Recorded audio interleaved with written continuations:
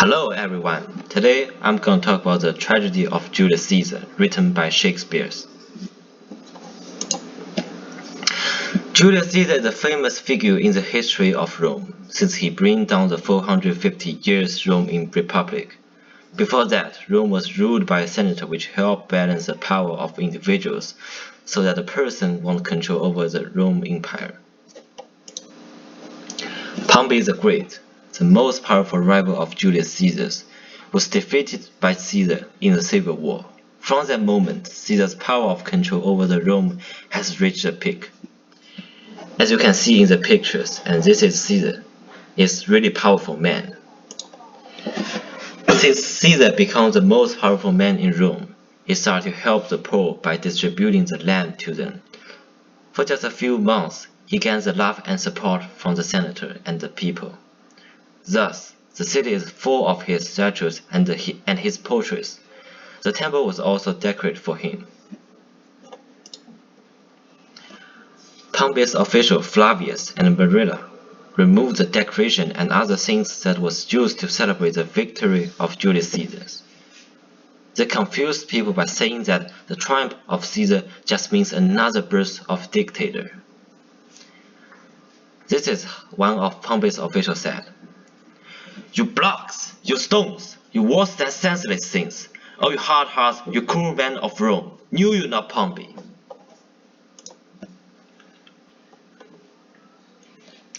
As Caesar made himself as a dictator brutal, which granted him the power to control over Rome ultimately.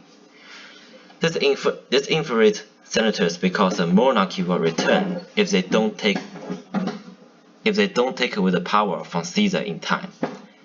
As a result, a secret group of conspirators was formed to plan an assassination on Caesar. They called themselves the Liberators. Brutus, one of the leaders of conspirators, was allied with Pompey in the Civil War. When Caesar defeated Pompey, Caesar saved his life and seen him as his own son. Ever since that, Brutus always gave Caesar valuable advice until Cassius showed up. Cassius, another leader of conspirators. He is the initiator of the assassination on Caesar. And he is a brother-in-law with Brutus, and he believes that only persuade Brutus to stand with him can make the assassination easier to let more people join them. This is how Cassius said toward Brutus. "Why, man? He does betray the netherworld like a colossus, and we petty men walk under his huge legs and pep about to find ourselves a dishonorable graves. Men at sometimes are masters of their fates. The fault, dear Brutus, is not in our stars, but in ourselves that we are underlying." When Caesar on the way to the celebration, Cassius find Brutus and trying to convince him that he can also be a successful king and a ruler as Caesar did. Although Brutus feels struggled about whether to turn against Caesar, a rock with notes on it was thrown into Brutus' house, which made Brutus believe a lot of senators want him to take Caesar down, and so eventually he agreed to assassinate Caesar. This is how Cassius said to Brutus, "I know that the virtue to be in you, Brutus, as well as I do know your outward favor." And this is how Brutus said to Cassius, "But alas, Caesar must bleed for it, and gentle friends, let's kill him boldly, but not wastefully. Let's carve him as a dish fit for the gods, not hew him as a carcass fit for the hounds." Mark Antony, Caesar's most loyal supporter, liked enjoying life, and this is why Caesar wants someone like him to stand on his side, as he won't be a threat to Caesar. After Brutus was persuaded, he assembled all senators along with Cassius into his house and planned assassination on Caesar.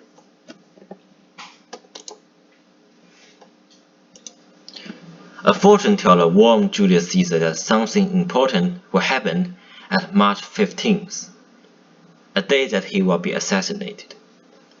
A thunderstorm swept through Rome just followed by this bad news. And even Caesar's wife dreamed that he will bleed if he go to Senate.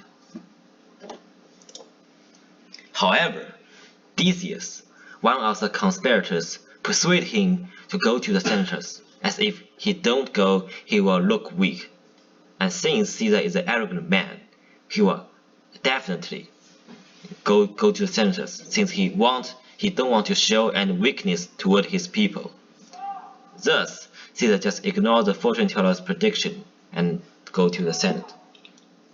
This is how Decius told Caesar, "Caesar, oh hail, good morrow, worthy Caesar, I come to fetch you to the Senate house." On the way to the Senate, Caesar was surrounded by all other conspirators, as they are also senators. One of the conspirators kneeled down and asked if Caesar willing to bring back his brother. As Caesar rejected to do that, all other conspirators stabbed him until Brutus stabbed him. When Caesar saw his own son turn against him, he eventually gave up to fight against them and died in the blood. This is what Caesar's last word to the Brutus. Et tu, Brute. After the death of Caesar, Rome suddenly became a chaos. Cassius and other conspirators want to kill Mark Antony as well, since he is the most loyal man who stands with Caesar. However, Brutus, he believes that soon if Antony doesn't say any bad thing about themselves, he can still have a speech on Caesar's funeral.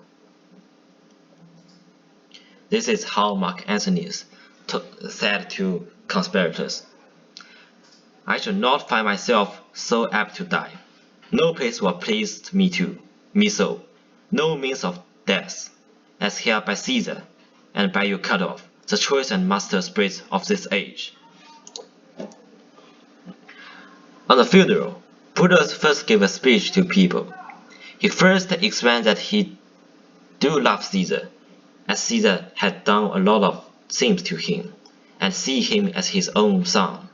However, he believes that Caesar will be another tyrant if Senate do nothing, and he said he loved Rome more than Caesar, and thus he have no choice. He can only kill Caesar to bring prosperity to Rome again. And people really love this speech. And then Mark Antony gave another speech. He chose not to blame conspirators first, but he told the people how much contribution Caesar done for Rome. And what's more, he mentioned that he tried to offer quorum to Caesar for several times, but Caesar refused, as he don't want to be a tyrant that make citizens fear. Then, Antony displays a clock that's full of blood and hole. He states that this clock indicates the love that Caesar gave to Brutus, and all other conspirators who just stabbed him with no mercy. Then he reads Caesar's will, showing the people how much treasure Caesar left for his people. This is how Mark Antony speaks during his speech. "Will you be patient? Will you stay a while? I have assured myself to tell you of it. I fear I wrong the honorable man whose dagger have stabbed Caesar. I do fear it."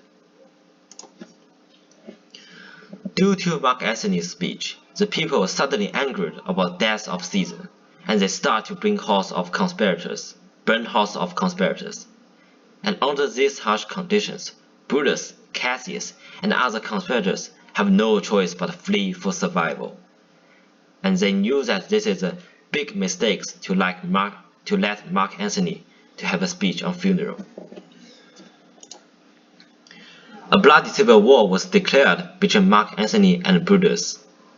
Both Brutus and Cassius lead an army to fight against Mark Antony, and Caesar's nephew Octavius also joined this civil war. Mark Antony defeats Cassius' army. However, Brutus defeats Octavius' army. Titanus, Cassius' best friend, was sent to Mark Antony's army to investigate. However, he was captured. Although Titanius has not been killed, Cassius believes that he just lost his best friend due to his own mistakes, and he eventually commits suicide in his house.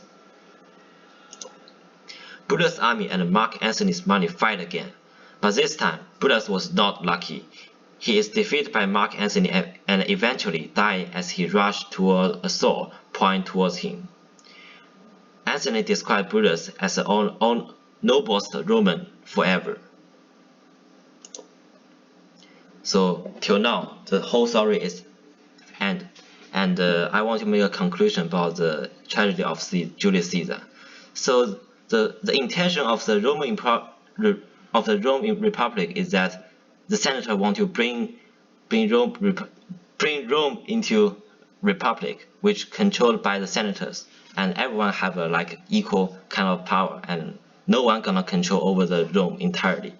And however, after the death of Caesar, it is actually become really ironic, since now the Roman actually become a monarchy and controlled over by only one person. So this is really ironic. And thank you for watching. I'm Danson.